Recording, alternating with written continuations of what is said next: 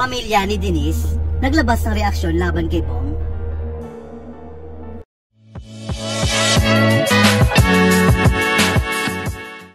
Viral ngayon ang pahayag ng pamilya ng dating modelo na si Denise Cornejo.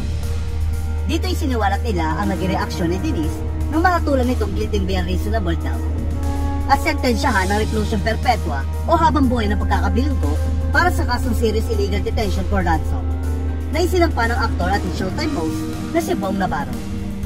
Mahigit isang dekada rin ang naging laban sa korte ni Denise at Bong bago na uwi ito sa isang hatol nitong Huwebes, Mayo 2. Si Denise at isa pa nilang kasama ni Cedric Lee lamang ang sumipot sa promulgation ng pagbabasa ng sakdal. Nasa tabi ni Denise ang kanyang pamilya, kabilang na ang kanyang ina na may sakit sa puso at ang kanyang grand uncle o lolo na si Ginoong Rod Cornejo. Batay sa Asian Institute of Journalism and Communication website, si Ginoong Rod Cornejo ay isang integrated marketing communication, consultant at media manager na nagsilbi bilang special assistant to the president at head of community relation ng GMA Network Incorporated. Isa rin siyang miyembro ng board of directors ng GMA Kapuso Foundation at isang trustee ng Asian Institute of Journalism and Communication. Nakapanayam nga ng TV5 broadcaster na si Cheryl Cosin ng One Balita Pilipinas ng News 5 si Ginoong Rod, kung saan ibinahati niya ang naging reaksyon ni Denise at ng kanyang pamilya sa hatol ng korte sa kanyang apo. Ayon kay Ginoong Rod, magkahalong lungkot at pagkabigla ang naramdaman nila sa hatol ng korte.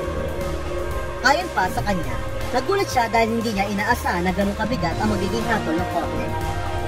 Malungkot din umano sila dahil isang miyembro ng kanilang pamilya ang makukulong ng habang buhay.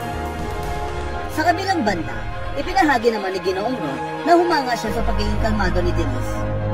Hindi raw umiyak o gumawa ng kahit anong iskandaloso kilos si Denise. Bagkos napakatahimik at kalmado umano ni Denise. Aniya, well, I was beside her all the time and I was amazed at her composure. You know, she did not weep.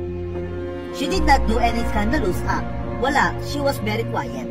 She maintained her composure. And she was telling me that she is maintaining her peace. She believes that justice will really prevail.